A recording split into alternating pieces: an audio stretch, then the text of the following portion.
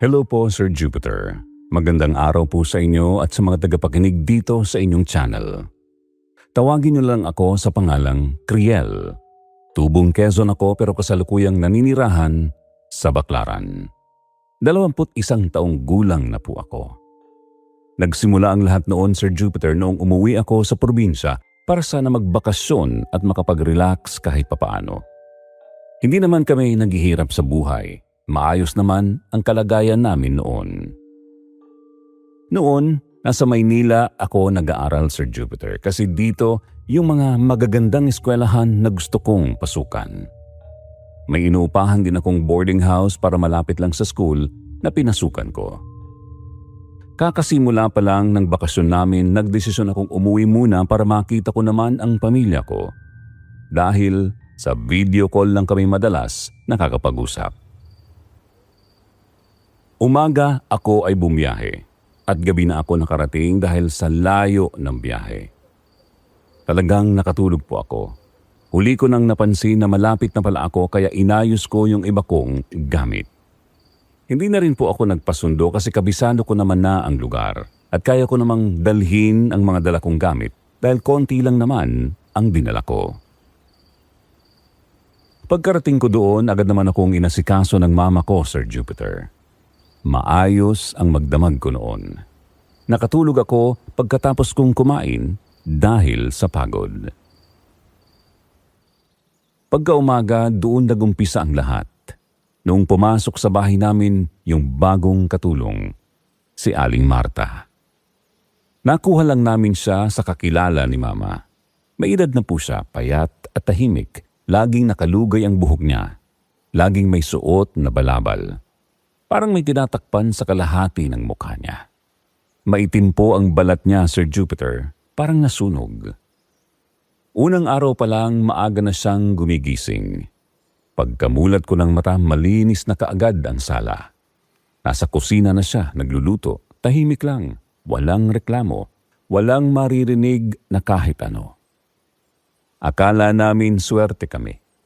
Pero habang tumatagal, napapansin ko na may kakaiba. Hindi siya sumasabay na kumain sa amin kahit anong pilit ni Mama. Ngingiti lang siya tapos sasabihing busog pa daw siya. Pero wala naman siyang kinakain. Wala rin akong nakitang pinggan niya. Hindi rin siya lumalabas ng bahay. Kahit magtapon ng basura, nakikisuyo siya sa akin kung pwede daw ako na lang ang magtapon. Para kasing ayaw niyang makita ng ibang tao. At minsan pakiramdam ko kahit nakatalikod ako, nakatingin siya. Parang lagi siyang nakamasid. Isang linggo matapos siyang pumasok, biglang nagkasakit si Mama. Simpleng lagnat lang daw noong una, pero hindi bumababa. Nanghihina siya, hindi na makatayo, parang unti-unting bumagsak ang katawan niya. Dinala namin sa ospital at kinuhanan ng dugo, x-ray, lahat na, pero sabi ng doktor, wala daw siyang makita. Normal daw ang lahat. Umuwi kami na walang sagot. Pero gabi-gabi mas lumalala si Mama. Mahihirapan siyang huminga, nilalamig kahit mainit ang panahon. Hawak niya lagi ang dibdib niya na parang mabigat. Doon ko napansin tuwing masama ang pakiramdam ni Mama, si Aling Marta naman ang mas gumaganda ang pakiramdam. Masigla siya, mas mabilis kumilos. Minsan pa nga naririnig ko siyang kumakanta habang naglilinis. Hindi bagay kasi hindi ko naman maintindihan yung kinakanta niya. Isang gabi napansin kong gising pa rin siya kahit lampas hating gabi na. May ilaw sa kusina pero mahina lang. Kagabi mag-aalas 2 na ng madaling araw, nagising ako kasi nauuhaw ako. Iinom lang sana ako nang biglang makita ko yung di ko inaasahan. Tahimik ang bahay. Lahat tulog. Paglabas ko ng kwarto, nakita ko yung liwanag galing sa kusina. Dahan-dahan akong lumapit at doon ko siya nakita. May maliit na lamesa sa gitna ng kusina. Hindi namin ginagamit yun. May kandila, isa lang at mahina ang apoy. May manika sa ibabaw ng mesa. Gawa sa basahan, may nakatahi na mukha, Nung una di ko agad naiintindihan kung bakit may ganun doon. Pero nung tinitigan ko, may nakita akong buhok. Sa una hindi ko agad naisip pero nung nakita ko yung kulay at haba, Sir Jupiter, buhok ni Mama yun. Hindi po ako pwedeng magkamali. Kilala ko yung buhok ng mama ko. Hawak ni Aling Marta yung manika. May karayom sa kamay niya at isa-isa niyang tinutusok ang dibdib at mga binti ng manika. Mabagal, parang sinasadya. Habang may binubulong siya, hindi ko maintindihan ang sinasabi niya pero paulit-ulit. Nanlamig ang buong katawan ko. Nakapako ako sa kinatatayuan ko ng mga oras na yon, Sir Jupiter. May humagupit sa dibdib ko. Hinihingal ako kahit di naman ako tumakbo. Hindi ako makagalaw. Gusto kong sumigaw pero walang lumalabas sa bibig ko. Doon ako nakaramdam ng matinding takot. Ang takot na ngayon ko lang naranasan sa buong buhay ko. Tinitigan ko ulit ng matagal. Doon ako kinilabutan at doon ko naisip, hindi yun normal at baka siya ang dahilan kung bakit nanghihina si Mama. Umatras ako pabalik sa kwarto ko. Tahimik, nanginginig ako habang umaakyat. Wala akong lakas maglakad dahil sa nakita ko. Pagdating ko sa kwarto, Sir Jupiter, napansin ko na nanlamig talaga yung katawan ko. Pinagpapawisan ako kahit di naman mainit. Sir Jupiter, simula kagabi hindi na ako makatulog at pakiramdam ko alam niyang nakita ko siya kahit di ko naman siya nakita na nakatingin sa akin. Kapag umaga, normal naman ang lahat, lalo na pag humaharap siya sa akin. Yung tipong wala siyang tinatago. Kung titignan mo siya, Sir Jupiter, maayos na maayos sa manamit. Maayos lahat sa kanya, kaya di mo mapapansin na may tinatago siya. Magaling siyang makisama. Simula noon, binantayan ko na siya. Pinakiramdaman ko siya ng maigi. Lahat ng mga bagay na ginagawa niya tinitingnan ko. Hindi ko muna sinabi sa kanila, sinarili ko lang muna. Lalo na't wala naman akong kasiguraduhan at ebidensya. Kapag sinabi ko sa kanila, di rin naman nila ako paniniwalaan. Sir Jupiter, simula nung gabing nakita ko siya sa kusina, hindi na ako mapakali. Araw-araw ko na siyang pinapansin. Minsan nga napapaisip ako baka napapraning lang talaga ako o baka dahil sa pagod kaya ako nagkakaganito. Sir Jupiter, ganyan ko kinukumbinsi ang sarili ko na baka guni-guni lang ang lahat ng mga napapansin ko. Baka nagkataon lang na nagkasakit si Mama, nagkasabay lang nung pumasok siya. Isang gabi, Sir Jupiter, naisipan kong puntahan si Mama dahil nga nanghihina siya. Sabi ko ako na ang bahala kay Mama at gusto kong ako na lang muna dahil matagal na rin kaming di nagkasama. Habang mahimbing na natutulog si Mama, Sir Jupiter, bigla kong napansin yung laptop ni Mama. Doon kasi nakakonek yung CCTV. Di ko alam kung bakit ko siya binuksan pero pagkabukas ko, Sir Jupiter, saktong si Aling Marta palabas ng pinto papunta doon sa likuran ng tapunan ng basura. Pagtingin ko sa orasan, 12:00 ng madaling araw. Nagtaka ako, Sir Jupiter, bakit lumabas pa siya ng ganung oras? Di na kasi kita ng CCTV doon kasi labas na siya ng bahay namin. Madilim na rin doon kasi puro puno ang daanan paakyat ng bundok. Di ko alam bakit siya pumunta doon kasi wala naman siyang dalang basura kaya imposible na may tinatapon siya. Inantay ko siya, Sir Jupiter, na bumalik. Mga 1 oras na ata akong nakatingin sa laptop, di na halos kumurap kahit inaantok ako. Talagang inaantay ko siya na dumaan para malaman ko kung ano ang ginagawa niya doon ng ganong oras. Magdadalawang oras na akong nag-antay, wala pa rin. Maya-maya, Sir Jupiter, may nagsabi sa likod ko, "Sir, ako ba inaantay ninyo?" Grabe yung gulat ko. Talagang nanginig ako sa gulat. Doon lang ako nagulat ng ganon para talaga akong namutla noon, Sir Jupiter. Kahit di ko makita yung sarili ko, nanginig pa rin ako. Sabi ko sa kanya kasi may iuutos sana ako. Napatango siya at napatanong kung ano daw ang iuutos ko. Sabi ko naman pakibaba na lang ng mga pinagkainan ni Mama. Sabi ko rin na di ko alam na may hugasin pala si mama sa kwarto kaya pakibaba na muna at pagkatapos magpahinga na siya. Tumango lang siya bilang tugon. Pagkababa niya, Sir Jupiter, dun yumakap sa akin yung matinding takot, panginginig at kilabot na dun ko lang naranasan sa buong buhay ko. Sir Jupiter, di ko alam kung saan siya dumaan dahil isa lang ang main door namin at lahat may CCTV kaya imposible na di ko siya makita na dumaan. Halos magdamag ako, Sir Jupiter, na gising. Simula nang pumasok sa amin si Aling Marta, di na ako nakatulog ng maayos. Lagi na lang gising ang diwa ko kahit nakapikit naman ang mata ko. Sir Jupiter, dito na talaga ako natakot para sa sarili ko. Akala ko kasi si mama lang ang target niya. Akala ko kaya ko pang tiisin lahat ng ganung pakiramdam, pero mali ako. Isang umaga nagising ako na mabigat yung pakiramdam ko. Parang pagod kahit maaga pa. Ang sakit ng katawan ko, lalo na yung braso ko. Akala ko natulog lang ako ng mali. Pagbangon ko, napahawak ako sa kaliwang braso ko kasi mahapdi. Pagtingin ko, may maliit na sugat, as in tuldok lang, pero sariwa, parang tinusok ng karayom. Hindi siya gasgas, hindi kagat ng lamok, talagang tusok. Bigla akong napaisip. Sir Jupiter, eksaktong ganun yung ginagawa niya dun sa manika.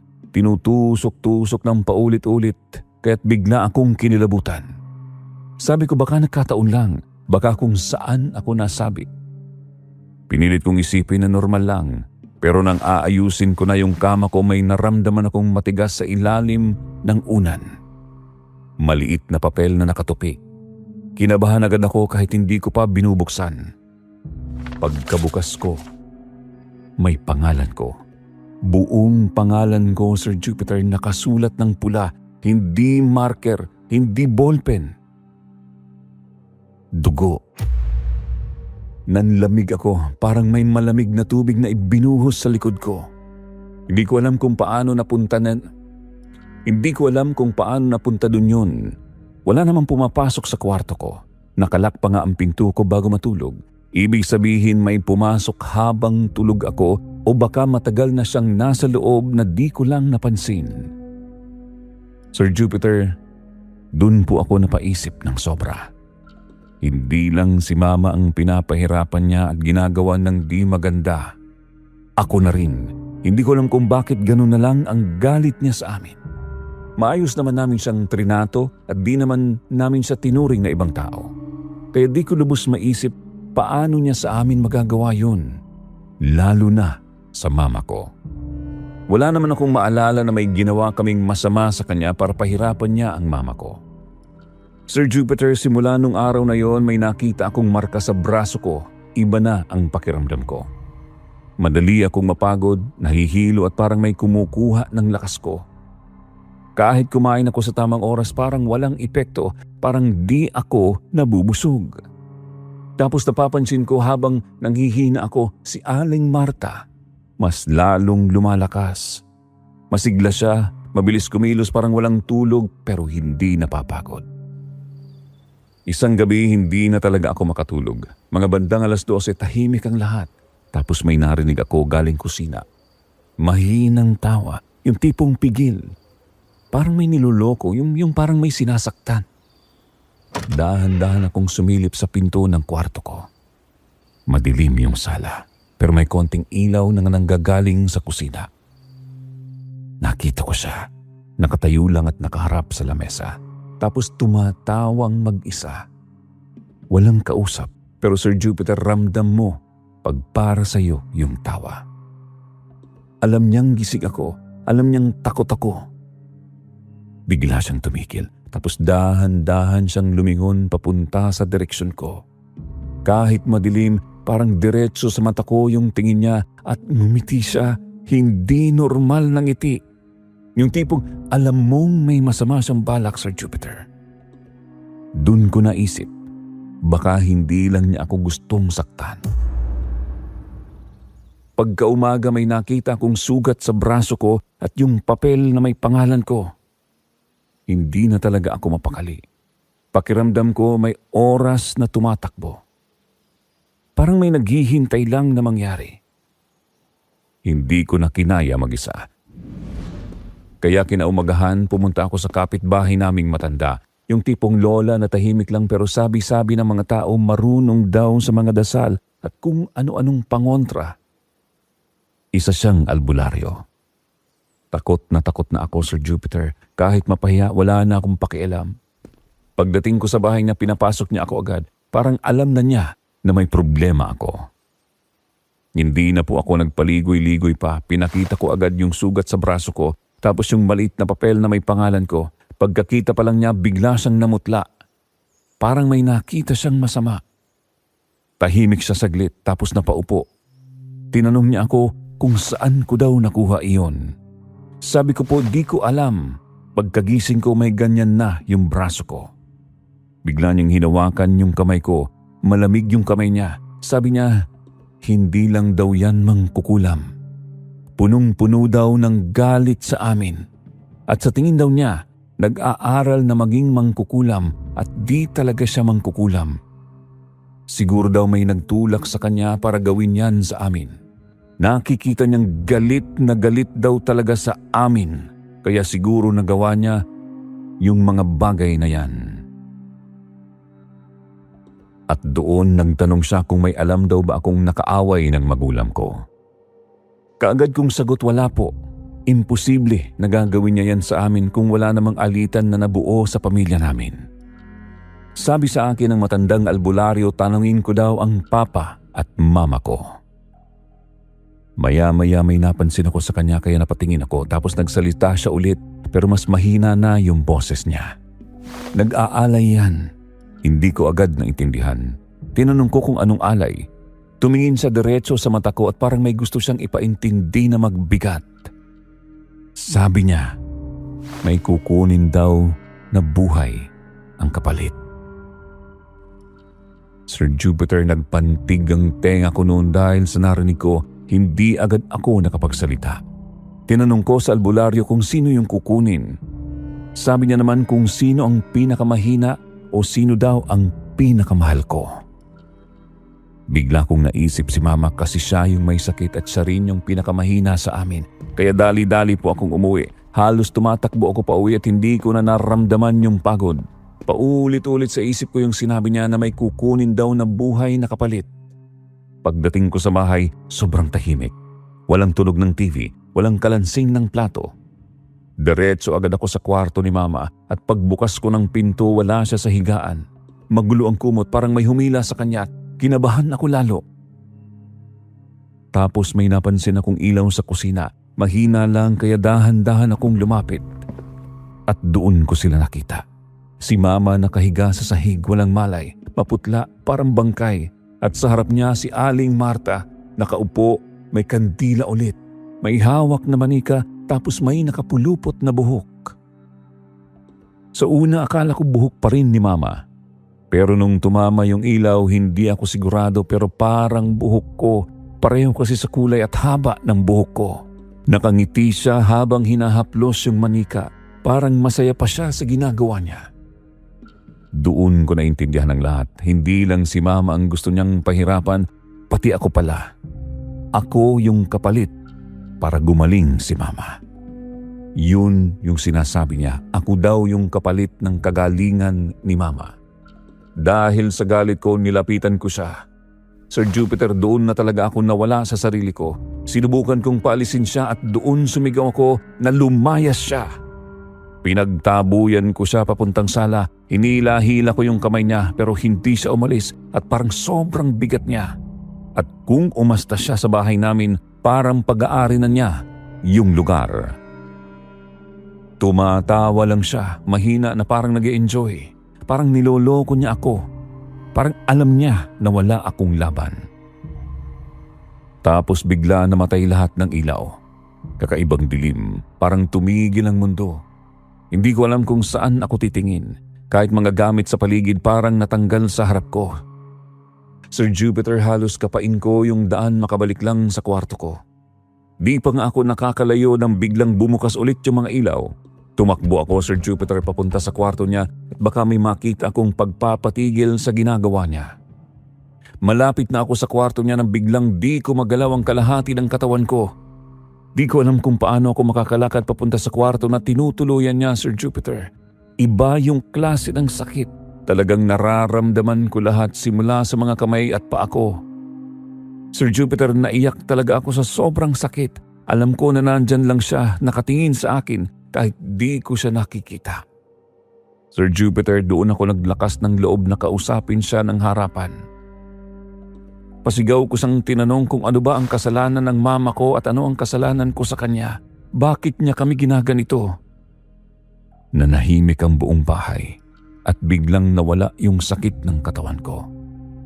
Yung napansin ko, kaya ko nang maglakad. Naglakad ako, Sir Jupiter. Di na ako pumunta sa kwarto niya. Si mama ang nasa isip ko.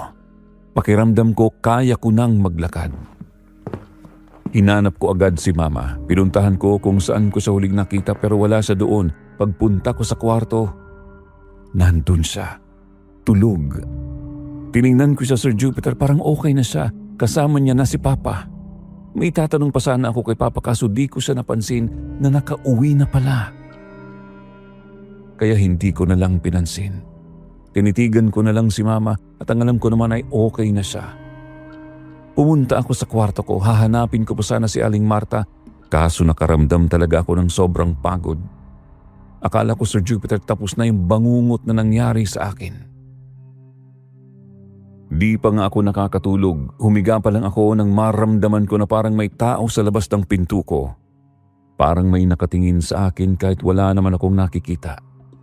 Pagsilip ko nga, Sir Jupiter, sa ilalim ng pinto, doon ko nakita na may anino o baka pakiramdam ko lang.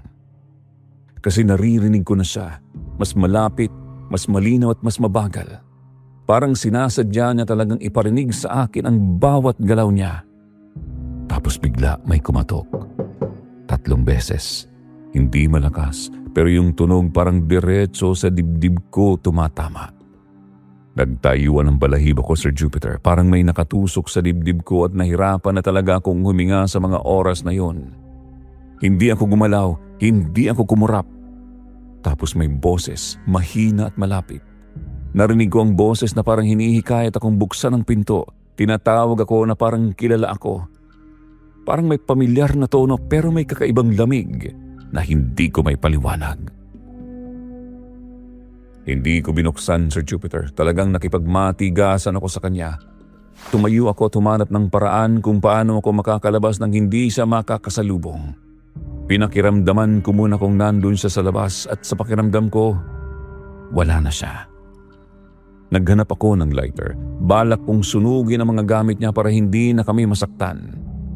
Pinag-isipan ko talaga, Sir Jupiter, ang gagawin ko. Gusto kong puntahan kung saan siya pumunta noong nakaraang gabi dahil pakiramdam ko doon ko matatapos ang lahat. Binilisan ko ang takbo ko, Sir Jupiter. Hingal na hingal ako habang tumatakbo. Hindi ko alam kung saan banda, basta tumakbo lang ako sa direksyong dinaanan niya. Medyo malayo-layo rin bago ko nakita ang kubo. Malayo pa lang kitang-kita ko na agad dahil may ilaw sa loob. Habang papalapit ako, pakiramdam ko may sumusunod sa akin. Sobrang lamig ng hangin ang gabing yun. Hindi ko alam kung saan nanggagaling yung lamig kaya mas binilisan ko pa ang takbo ko. Pagdating ko sa kubo, hinawi ko lang ang kurtina dahil wala itong pinto. Tapos mabilis akong pumasok. Pagpasok ko, unang-una kong nakita ang mukha ni Mama. May nakalagay na parang malit na paru-paro na nakatakip ng baso at napapalibutan ito ng maraming itim na kandila. Tapos sunod kong nakita ang larawan ko na nakapwesto rin sa loob. Napansin ko na may taong sa likod. Lumapit ako sa parang libro at hinawakan ko ito. Doon ko naisip na kung lalapit siya, susunugin ko ang tirahan niya.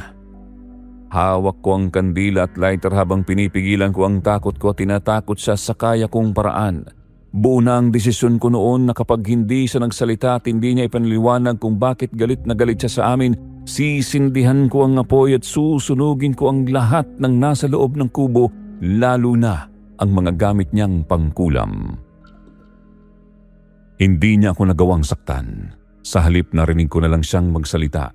Doon niya ipinaalam na kami raw ng mama ko ang dahilan kung bakit naging miserable ang buhay niya.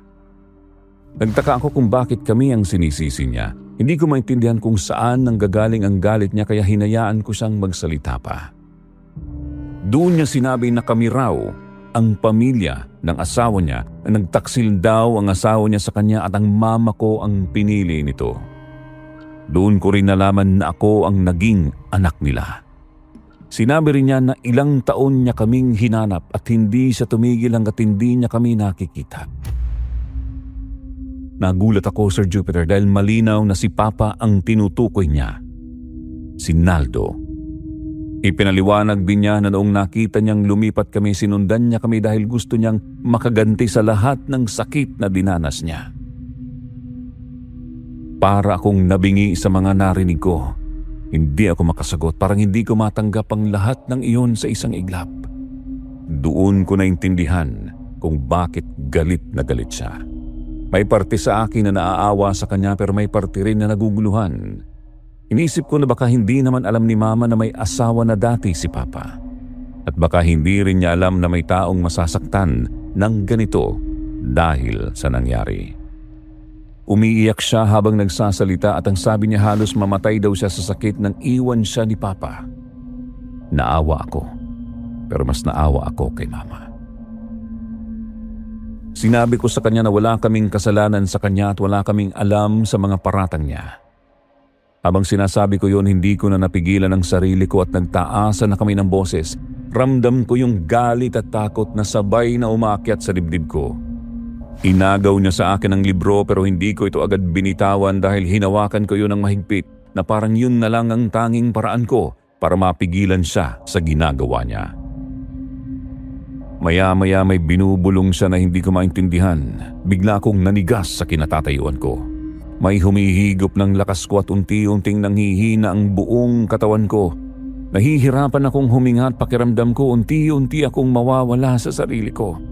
Hindi ko alam kung paano na nagawa yun at lalo akong natakot dahil pakiramdam ko wala akong laban sa kanya sa mga oras na yon. Buti na lang at dumating ang isang matandang albularyo. Bigla siyang sumulpot sa gitna ng gulo at agad niyang kinausap ang babae. Pinakiusapan niya ito na huwag kaming saktan at tigilan na ang ginagawa niya. Kahit hirap na hirap akong huminga, pinilit ko pa rin kumilos. Kinuha ko ang lighter at sinunog ko ang kubo. Dahil sa wali lang ang mga dingding nito, mabilis itong nilamon ng apoy at agad nagliyab ang buong paligid. Galit na galit pa rin ang babae lalo na nang makita niya si Papa.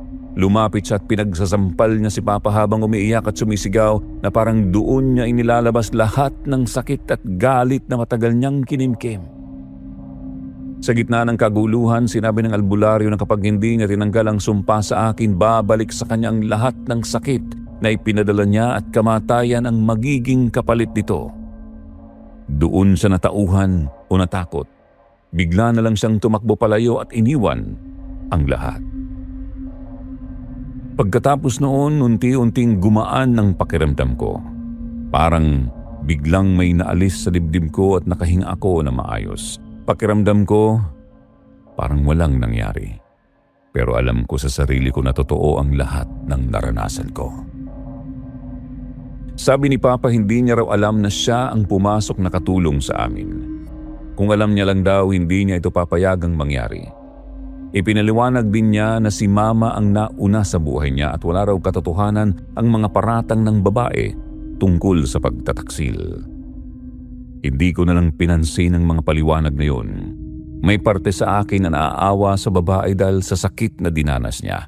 Pero mas nangingibabaw pa rin ang awa ko sa amin lalo na kay Mama na walang kamalay-malay sa lahat ng nangyari.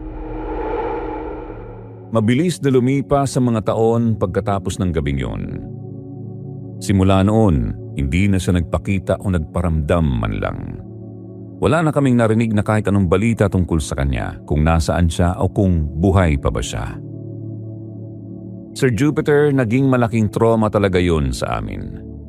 Doon ko napatunayan sa sarili ko na totoo pala ang kulam at may mga bagay talaga na hindi kayang ipaliwanag ng simpleng pag-iisip lang.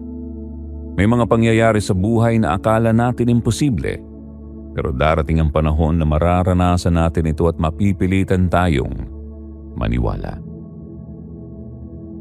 Simula noon, hindi na kami kumuha ng katulong. Mas pinili lang namin kami-kami na lang ang mag-asikaso sa bahay. Ibinenta na rin namin ang lupa namin sa probinsya at lumawas kami ng Maynila para magsimula ulit.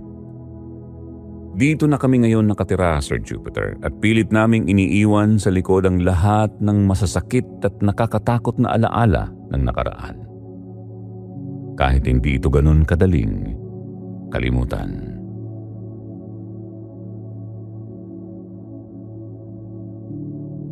Mga ka-SB, unang kwento pa lang yan. Huwag muna kayo nga alis. May isa pa tayong kwento na tiyak kong kikilabutan kayo. Kaya stay tuned.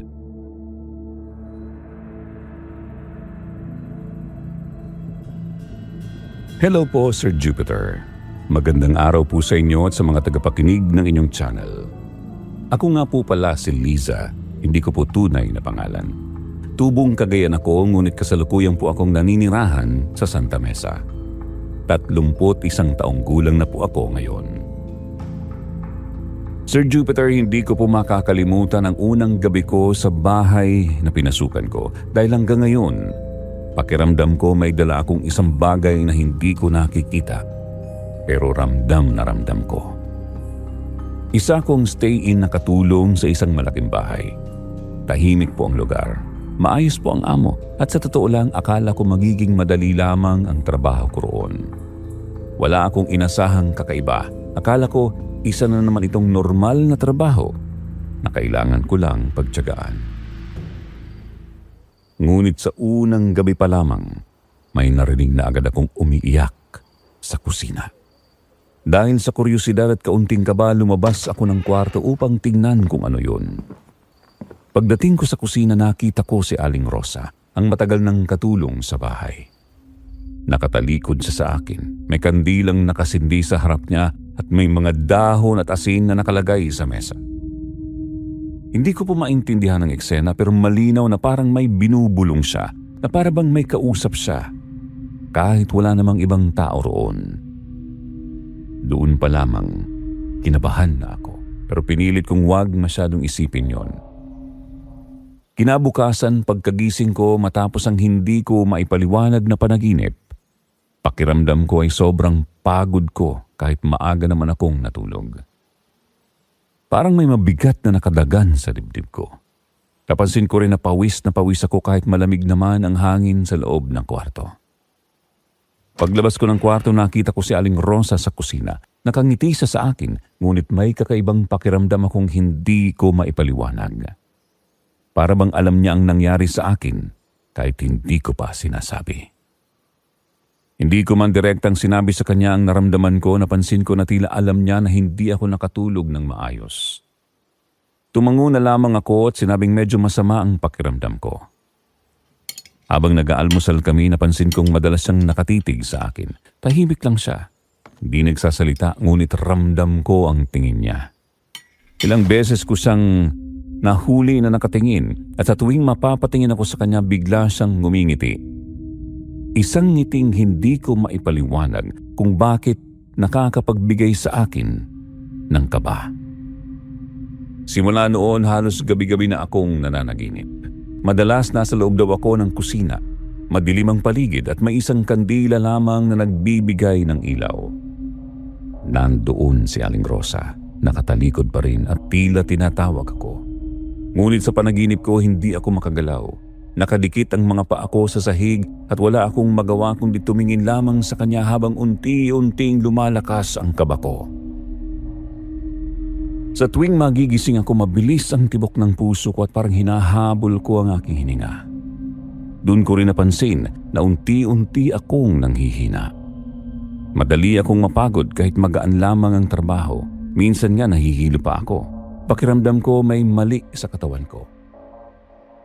Nung una, inisip ko na baka may sakit lang ako o kaya naman naninibago lang ako sa trabaho at kapaligiran.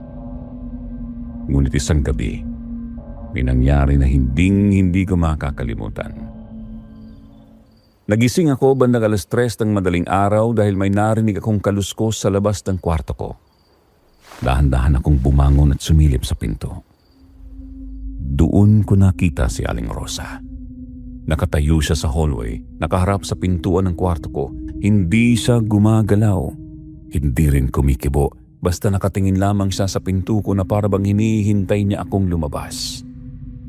Ang mas nakakatakot, nakapikit ang kanyang mga mata, ngunit nagsalita siya na parabang alam niyang gising ako.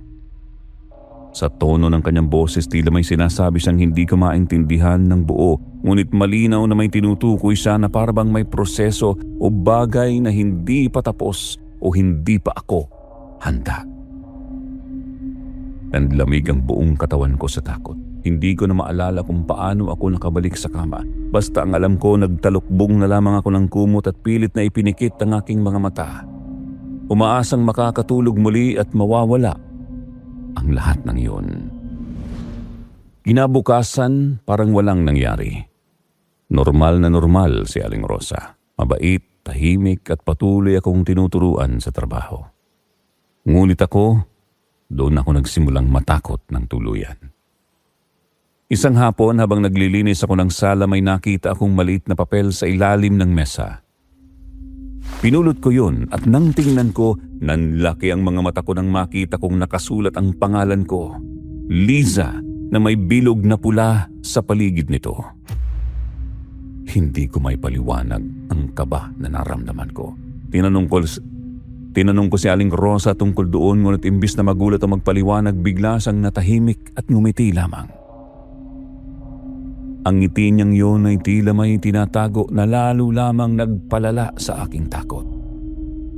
Simula noon, mas lalong lumala ang aking pakiramdam. Madalas akong bangungutin at may mga pagkakataon na pakiramdam ko ay may nakaupo sa kama ko kahit wala naman akong nakikita. Para bang may presensya na hindi ko maipaliwanag.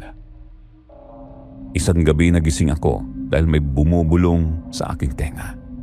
Mahina lamang ang boses, ngunit pamilyar. Boses ni Aling Rosa, at tila may inaanyayahan siyang manatili ako roon sa bahay na yon na parabang ayaw niya akong umalis. Matapos ang gabing yun, sunod-sunod na ang kakaibang pangyayari. Pagkagising ko kinaumagahan, sobrang bigat ng katawan ko.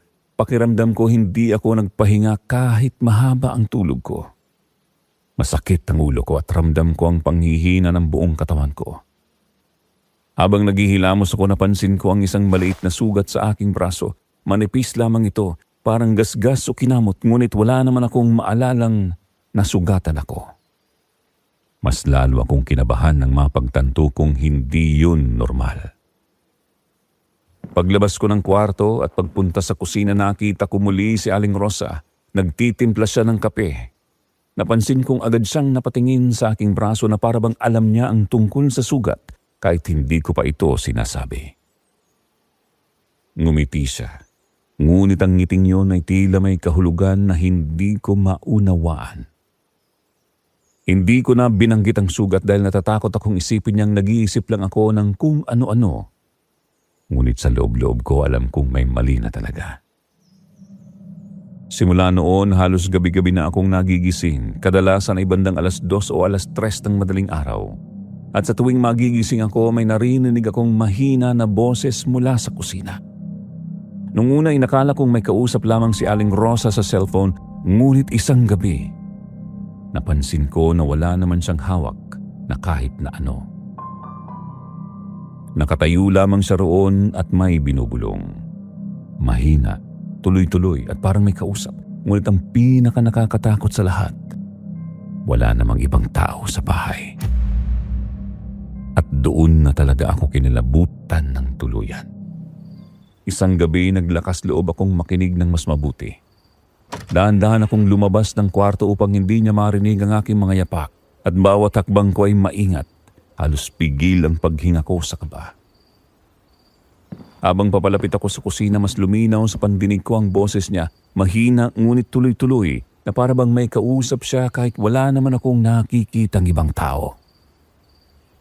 Hindi ko man maintindihan ang lahat ng sinasabi niya, may ilang salita akong nahuli. At sa gitna ng kanyang pabulong na pananalita, bigla akong narinig ang sarili kong pangalan.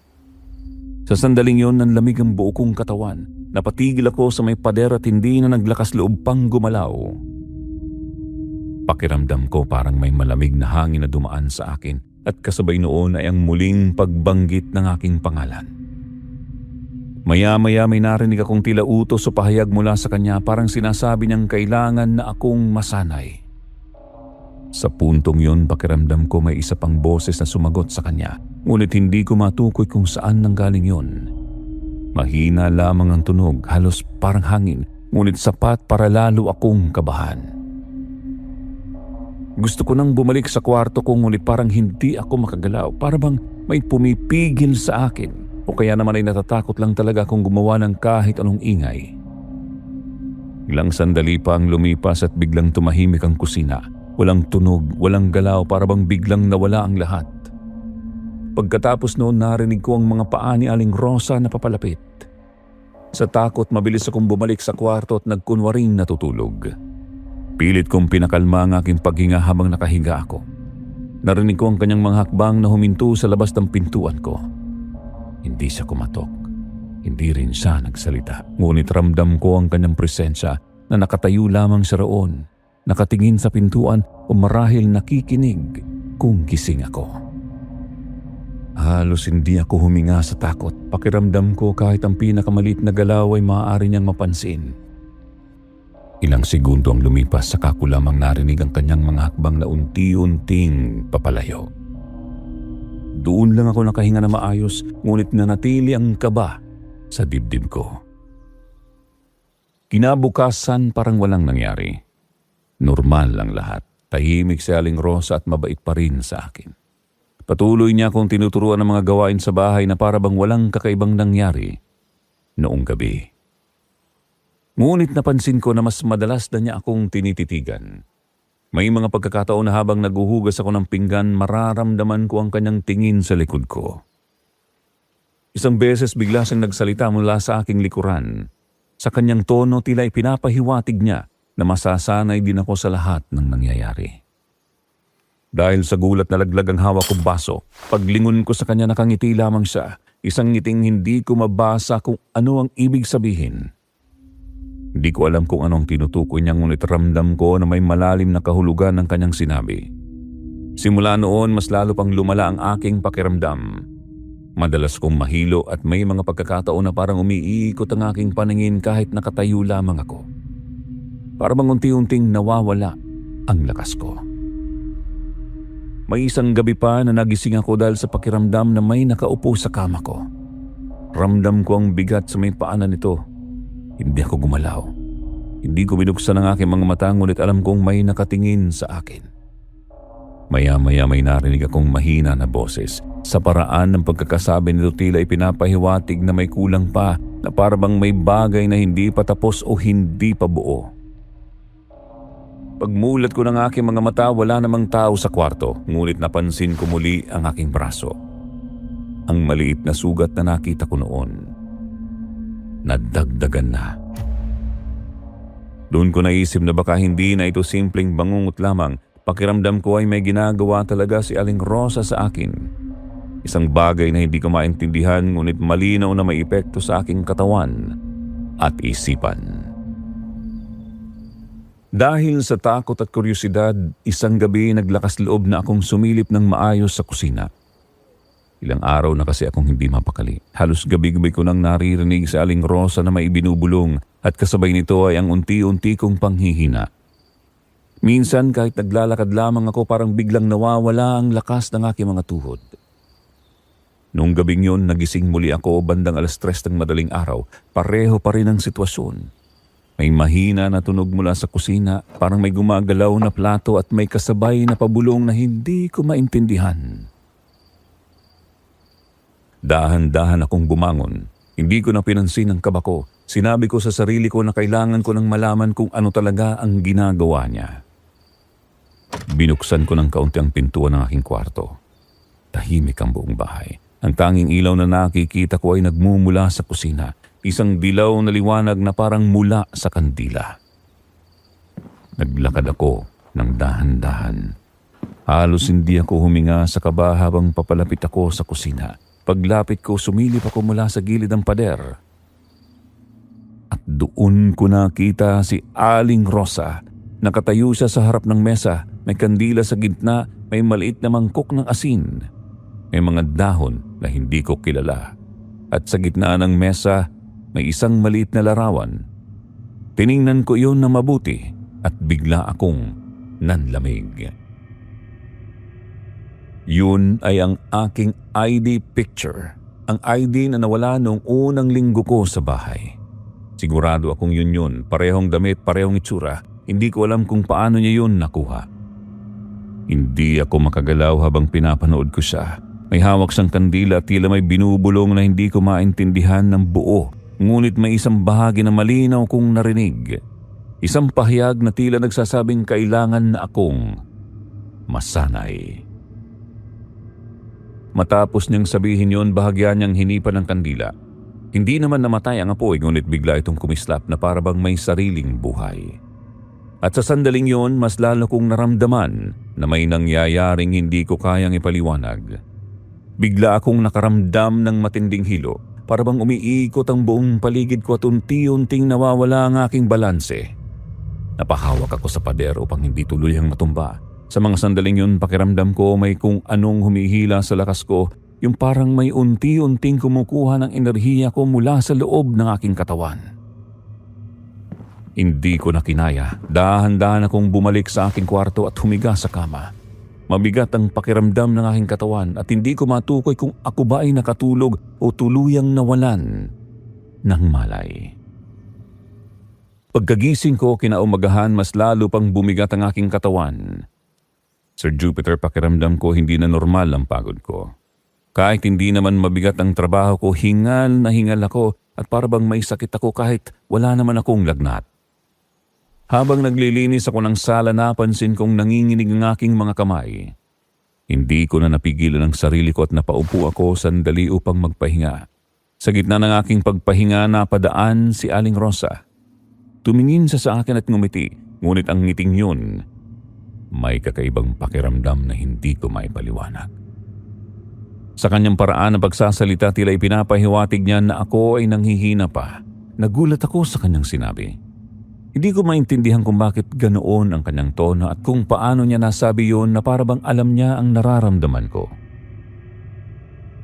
Hindi ako sumagot. Tinitigan ko lamang siya habang patuloy siyang nakangiti. Saka siya naglakad papunta sa kusina na para bang walang nangyari.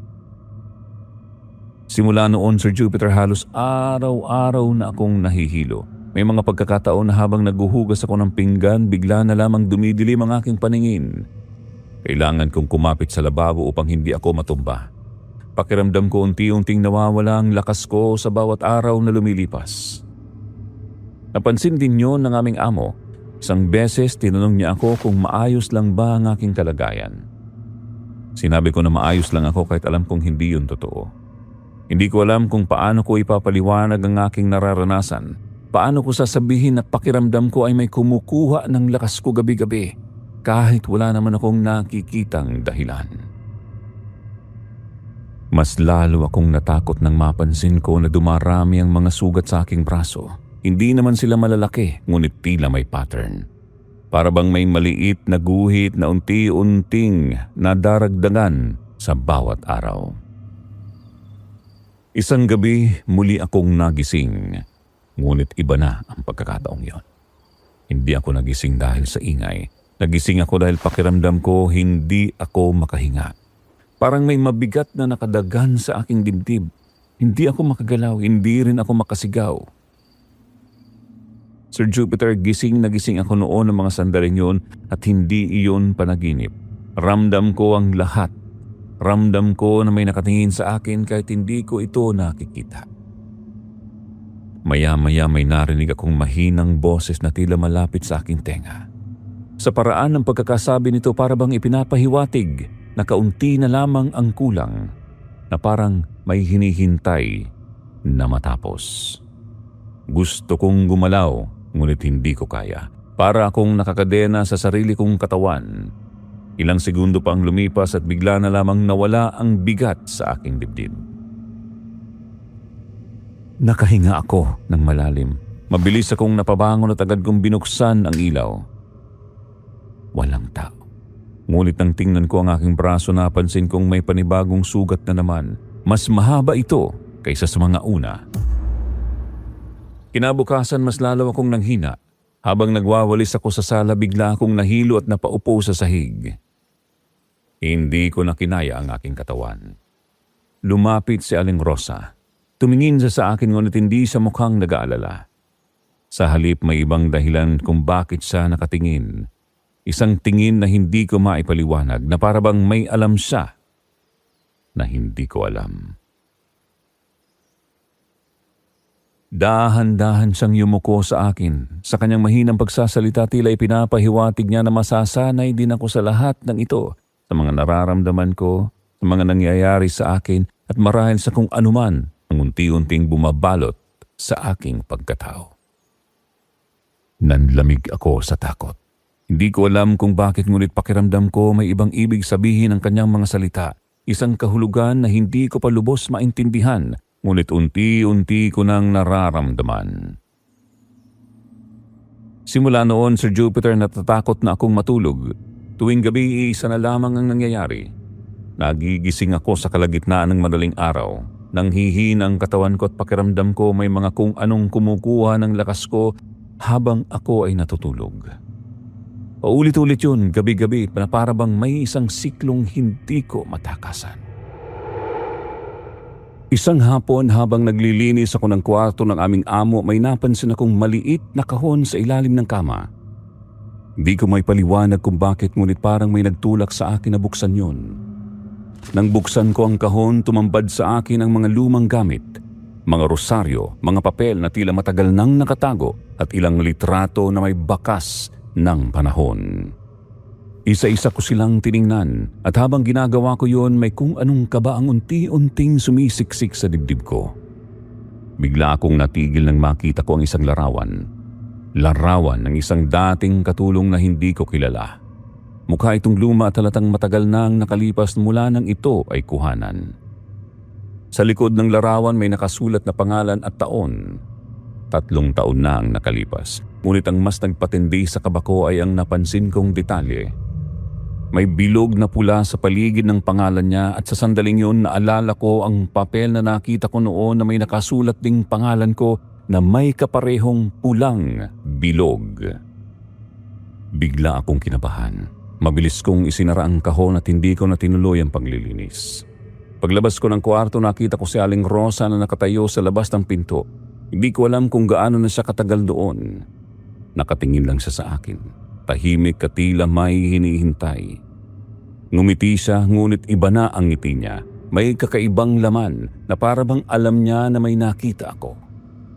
At doon ko naramdaman na baka hindi lang ako ang nakaranas ng mga nangyayari sa bahay na yon, at baka sa lahat ng yon ako na ang susunod.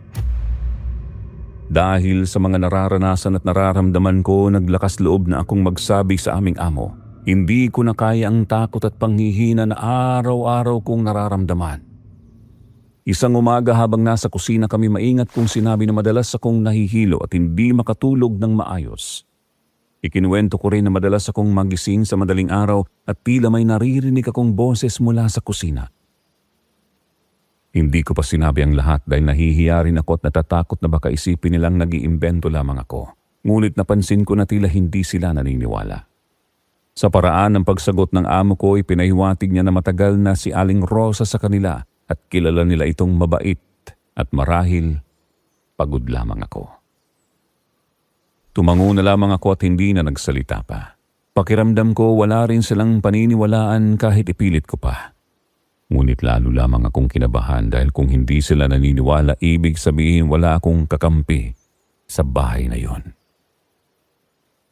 Buong araw akong nanatiling tahimik. Tinapos ko ang aking mga gawain kahit mabigat ang aking pakiramdam. Paminsan-minsan napapatingin sa akin si Aling Rosa sa bawat sulyap niya. Pakiramdam ko alam niya na nagsumbong ako. Pagdating ng gabi, mas lalo akong hindi mapakali. Tahimik ang buong bahay at maaga nang natulog ang aming amo. Ako naman ay nagligpit pa ng ilang gamit sa sala bago tuluyang magpahinga. Habang naglalakad ako papunta sa aking kwarto, napadaan ako sa malaking salamin sa sala. Madalas ko na iyong nakikita ngunit hindi ko binibigyan ng pansin. Ngunit noong gabing yon may napansin akong kakaiba.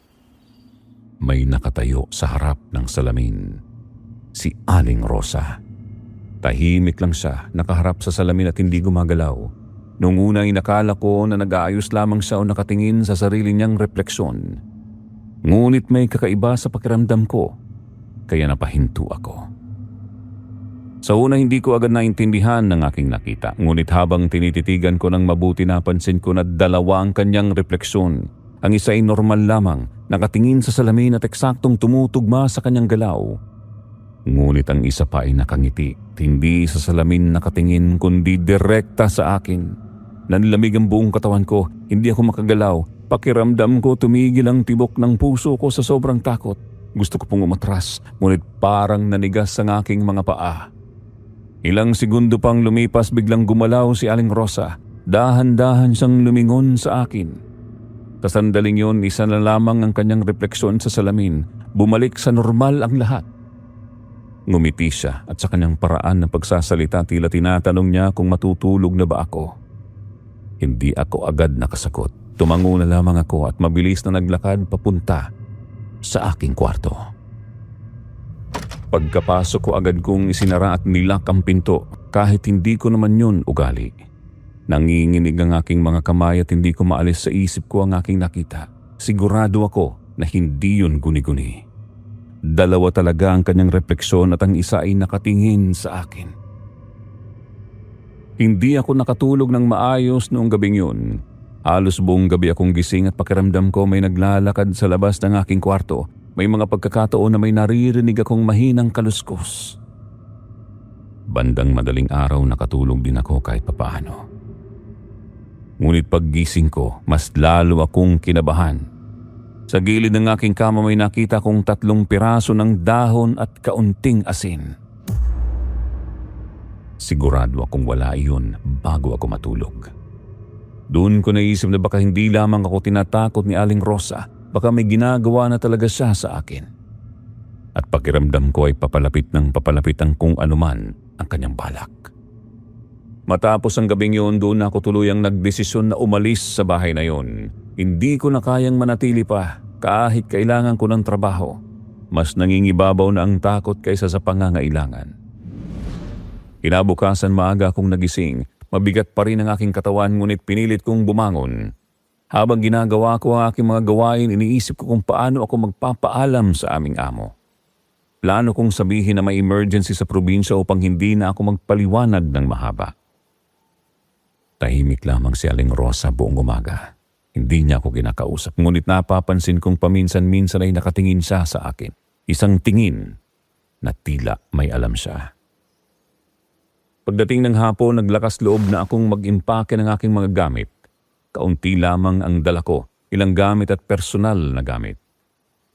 Ilang damit at personal na gamit. Habang nag-aayos ako, pakiramdam ko may nakatingin sa akin kahit mag-isa lamang ako sa kwarto. Bandang gabi pumunta ako sa kusina upang uminom ng tubig. Balak ko sana na pagkatapos noon magpapaalam na ako sa aming amo. Tahimik ang kusina at medyo madilim. Ilaw lamang sa lababong nakabukas. Kumuha ko ng baso at nagsali ng tubig. Ngunit habang umiinom ako, bigla kong naramdaman na parang may tao sa likod ko. Dahan-dahan akong lumingon. Nandoon si Aling Rosa. Hindi ko alam kung kailan siya dumating kahit wala naman akong narinig na yapak. Nakatayo lamang siya sa likod ko, nakatingin at tahimik. Unti-unti siyang lumapit at sa kanyang mahinang pagsasalita tila pinapahiwatig niya na hindi ganon kadali ang umalis sa sitwasyon na yon. Nanlamig ang buong katawan ko. Hindi po ako makasagot. Hindi ko alam kung paano niya nalaman ang plano kong umalis. Bigla akong nakaramdam ng hilo. Parang umiikot ang kusina at lumalabo ang aking paningin. Sinubukan kong kumapit sa mesa, ngunit parang nawawala ang lakas ng aking katawan. Narinig ko pa siyang magsalita muli na parang ipinapahiwatig niyang hindi pa tapos ang lahat. Pagkatapos noon, wala na akong maalala. Pagkagising ko, nasa kama ako. Hindi ko alam kung paano ako nakabalik doon. Sigurado akong nasa kusina ako bago ako mawalan ng malay.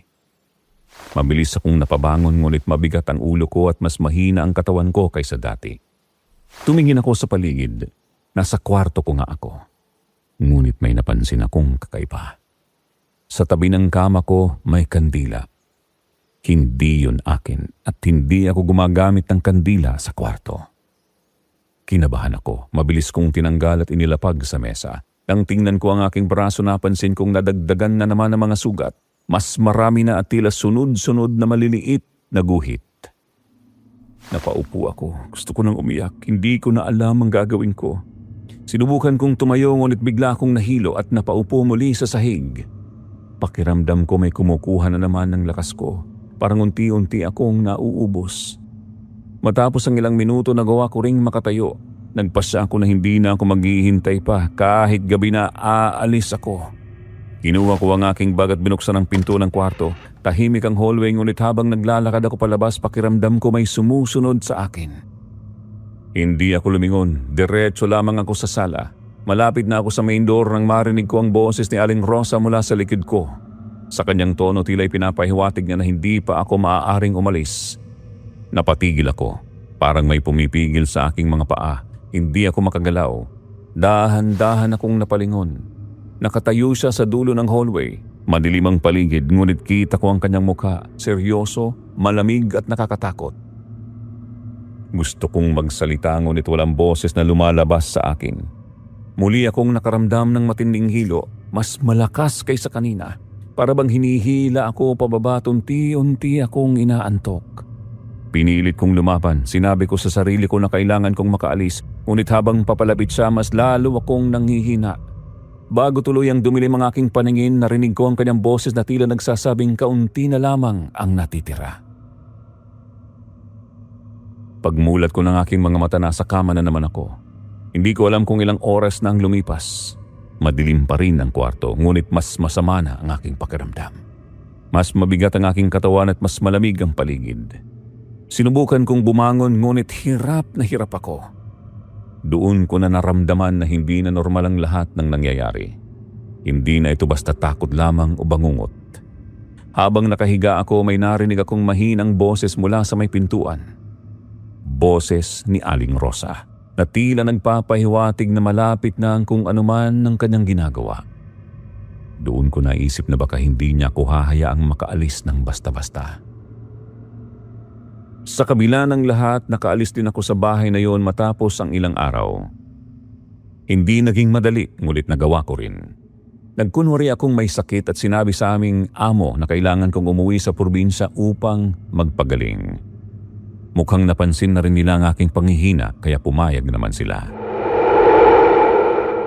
Kinabukasan, umalis ako agad, dala ang aking bag. Habang palabas ako ng bahay, pakiramdam ko may nakatingin sa akin mula sa loob. Hindi na ako lumingon at dire-diretso na lamang akong naglakad hanggang makasakay ng tricycle. Akala ko kapag nakaalis na ako matatapos na ang lahat. Ngunit nagkamali ako. Noong una, maayos pang lahat. Pagdating ko sa amin, nagpahinga ako at unti-unting bumalik ang aking lakas.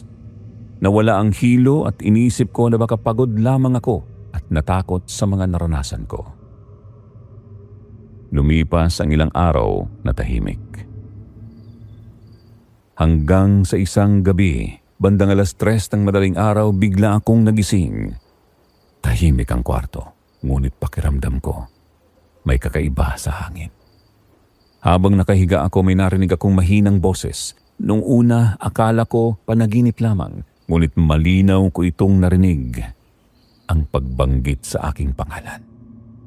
Nanlamig ang aking katawan. Hindi ako gumalaw at hindi ko binuksan ang aking mga mata. Pinilit kong makinig. Muli kong narinig ang boses, mahina ngunit pamilyar. Boses ni Aling Rosa na tila nagpapahiwatig na kahit nakaalis na ako, dala pa rin niya ako. Mabilis akong napamulat ngunit walang tao sa kwarto. Tahimik ang paligid ngunit napakabilis ng tibok ng aking puso. Akala ko isang beses lamang yun mangyayari, ngunit nagpatuloy ito.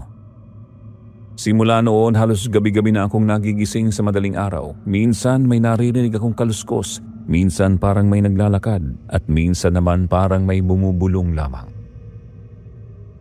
Isang umaga may napansin ako na lalong nagpatakot sa akin. Sa tabi ng aking kama may 3 piraso ng dahon at kaunting asin. Sigurado akong wala iyon bago ako matulog. Tinanong ko ang aking nanay kung pumasok ba siya sa aking kwarto, ngunit sinabi niyang hindi. Simula noon, mas lalo akong kinabahan. May mga gabi na nagigising ako na parang hindi ako makagalaw, na parang may nakadagan sa aking dibdib. Kaparehong pakiramdam noong nasa bahay pa ako nila Aling Rosa. May mga pagkakataon din na pakiramdam ko may nakaupo sa paanan ng aking kama, ngunit hindi ko na binubuksan ang aking mga mata dahil natatakot ako sa maaaring makita ko. Hanggang ngayon, hindi pa rin tuluyang nawawala ang mga nangyayari.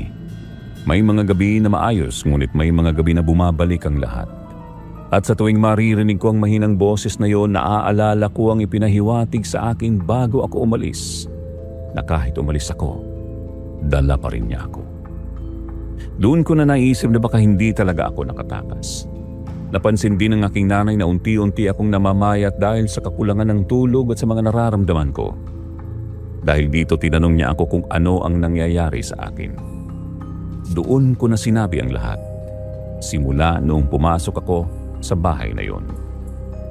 Doon ko na rin nalaman na ang mama ko ay isang albularya.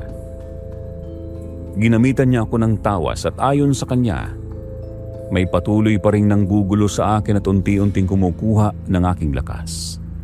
Sinabi rin ni mama na kung hindi ito maagapan, maaari itong magdulot ng mas matinding panganib sa akin. Para sa mga naniniwala sa ganitong paraan, doon ko naramdaman ang unti-unting pagbuti ng aking kalagayan. Unti-unting nawala ang bigat ng aking pakiramdam. Bumalik ang aking lakas at muli akong nakakatulog ng maayos. Sa kasalukuyan, maayos na po ang aking kalagayan. Nakakatulog na ako ng maayos at bumalik na ang dati kong sigla. Hindi na rin ako bumalik sa pagiging kasambahay. Sa halip, ginamit ko ang aking ipon upang makapagsimula ng maliit na kabuhayan. Sa ngayon, ako ay nagtitinda na lamang ng mga gulay sa harap ng aming bahay. Hanggang dito na lamang po at maraming salamat Sir Jupiter sa pagkakataong maibahagi ko ang aking kwento sa inyong channel. Hanggang dito na lamang ang aking kwento. Kita-kita ulit tayo sa mga susunod pang story dito sa ating channel. Stay tuned. Hanggang sa muli. Maraming salamat.